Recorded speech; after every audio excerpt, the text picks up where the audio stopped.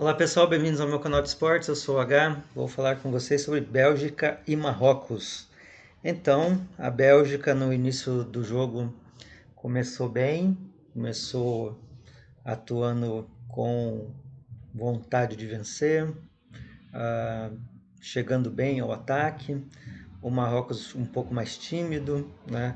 A, a Bélgica joga no 3-5-2, o Marrocos no 4-3-3.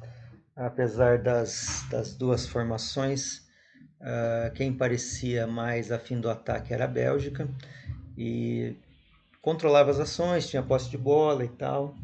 E o Marrocos, aos poucos, foi crescendo no jogo, foi tomando conta ali dos espaços e foi chegando mais perto do gol da Bélgica, enquanto a Bélgica não conseguia realmente concatenar jogadas ali e tal.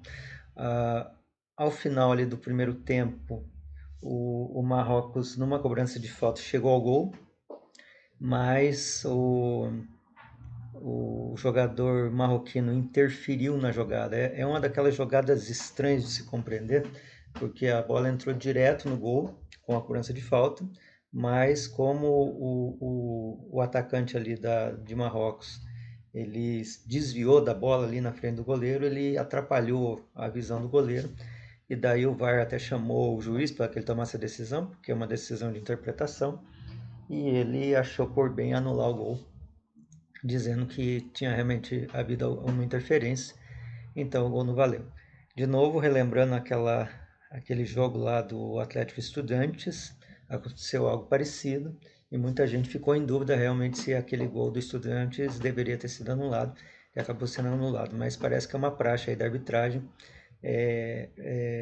entender, né, que se um jogador está impedido, ele pode realmente atrapalhar a jogada e tudo mais. Assim ficou 0-0 o primeiro tempo, mas talvez com um sinal de alerta ligado para a Bélgica, né, para que acordasse para essa jogada.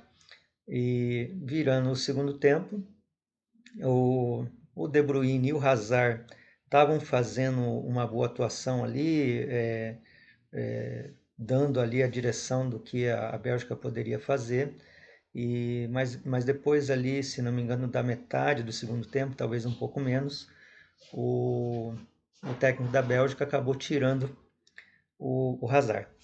E é complicado isso, sabe? Porque às vezes eu tenho a impressão que o técnico ou ele não assiste o jogo, ou ele acaba tendo uma ideia diferenciada do que se deve fazer com o craque. O Hazard é craque. Você não pode tirar craque, cara, principalmente se você não estiver ganhando. E aí, às vezes, mesmo que você esteja ganhando, é difícil você tirar. Aí ele colocou o Mertens e colocou o Tielemans. Então, é assim, ou você arrisca tudo, porque o Mertens é meio atacante também, ou você arrisca tudo e deixa os três juntos, De Bruyne, Mertens e Hazard, ou você não tira um para colocar o outro.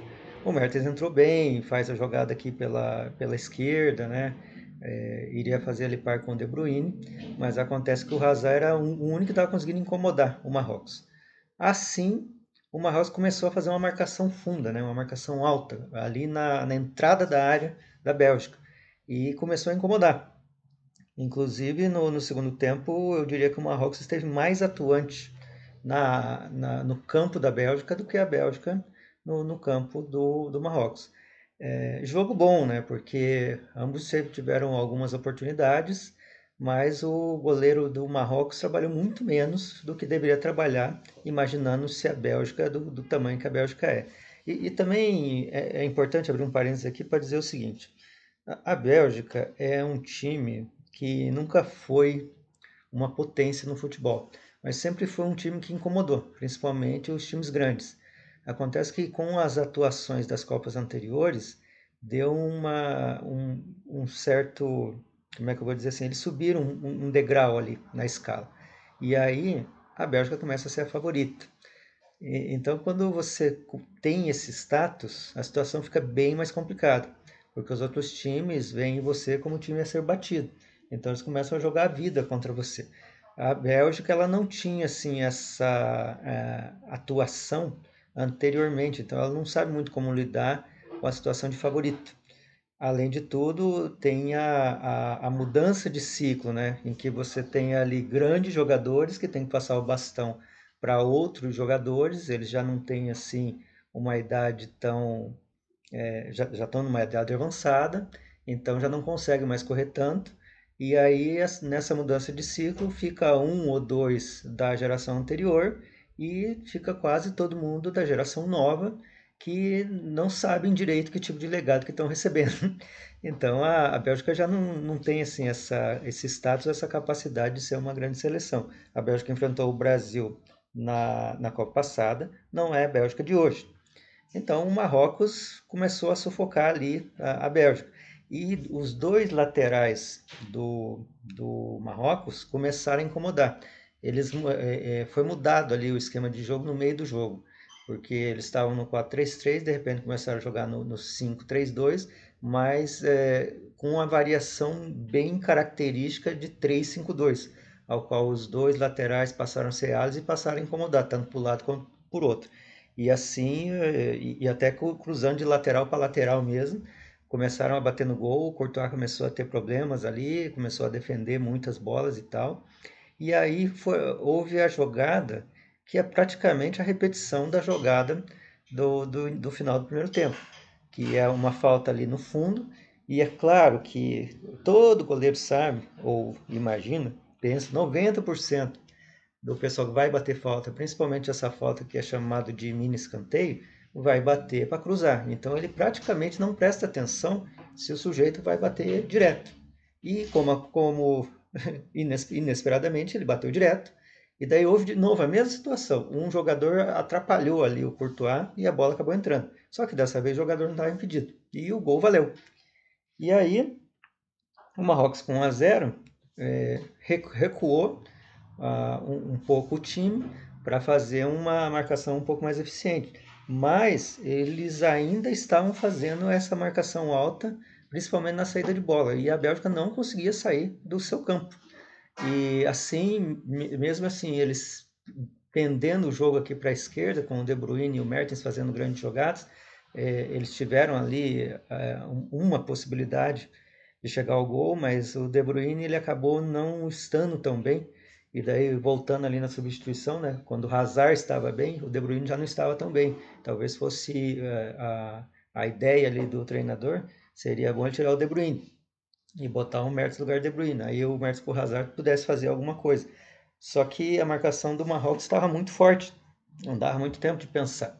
Esse jogo de hoje em dia é um jogo mais intenso, sabe? Em que os jogadores não dá muito tempo de pensar, né? Você tem que receber a bola e já pensar para quem você vai passar, porque já tem dois, três em cima de você. E se você não tiver assim, essa agilidade, essa potencialidade de até de ter, né, opção de passe, você acaba tendo problemas. O pensador no jogo de hoje, no jogo de hoje em dia, ele tem muita dificuldade. Basta ver que o Messi ali no jogo contra o México, ele pouco conseguia atuar. Porque assim, é aquele negócio de ver um espaço e já bater, porque se você pensar um pouco, já vem dois ou três e toma sua bola. E assim, o Marrocos estava nessa marcação jogando contra-ataque. Então a Bélgica vinha para cima e eles tentavam tomar a bola e jogar no contra-ataque. Em um momento não deu, em outro momento não deu, mas num terceiro momento deu. Eles conseguiram fazer um contra-ataque. Na verdade, nem foi um contra-ataque. Até nesse caso foi uma jogada que eu vi a Bélgica fazendo contra o Japão na Copa passada, que foi essa jogada que parecia um contra-ataque, mas era uma jogada tramada. O goleiro pega, joga a bola quase no meio campo, o sujeito passa ali pro atacante, que vem na linha de fundo, cruza, e o outro chega batendo de primeira. Foi ao total 8 toques na bola. E o Marrocos chegou ao seu segundo gol, 2 a 0, assumiu a liderança do grupo e olha, como eu disse, é a maldição da classificação, né? Só a França conseguiu ganhar o seu segundo jogo e todos os times que poderiam classificar, inclusive a Arábia, que não se esperava muito, não classificaram. E até perderam seus jogos. A Bélgica perdeu o seu jogo, o jogo que poderia ser da classificação.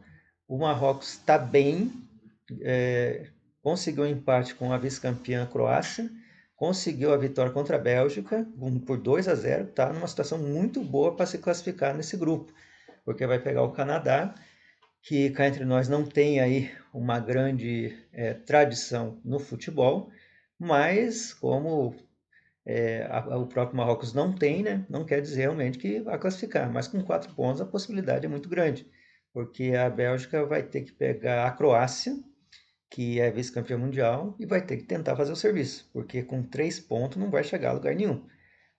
Ganhando resolve, e se empatar vai depender de resultados, né?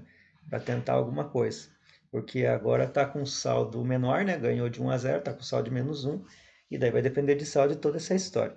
Vai ter que jogar muito mais do que jogou hoje. E não é que a Bélgica não joga, a Bélgica joga muito bem. Só que numa situação de marcação, de ter que buscar jogo, de ter que propor jogo, principalmente num time mais fechado, acaba tendo dificuldade como teve hoje com o Marrocos. E ao Marrocos cabe a possibilidade de fazer história, né? Já conseguiu passar uma vez pela fase de grupos e agora pode passar a segunda vez e fazer aí o melhor papel que fez na Copa do Mundo até hoje. Então, esse foi o que eu vi aí no Bélgica e Marrocos. O próximo jogo é Croácia e Canadá. Estarei aqui comentando a respeito desse jogo. Assim que terminar, vai começar a 1, terminando às 3, já vou estar aqui falando com vocês a respeito desse jogo. E assim encerra o segundo jogo do dia. Gostou? Inscreva-se no canal, favorite, positivo o vídeo. Bom, divulga aí nas suas redes sociais, avisa os amigos aí que eu estou falando a respeito de todos os jogos da Copa do Mundo. Estarei com vocês até a final. E hoje vai ter mais 2 jogos no qual eu estarei fazendo os comentários. Fique comigo aqui no canal e veja tudo o que eu falo a respeito dos jogos do dia. Bom dia, boa tarde, boa noite, boa hora.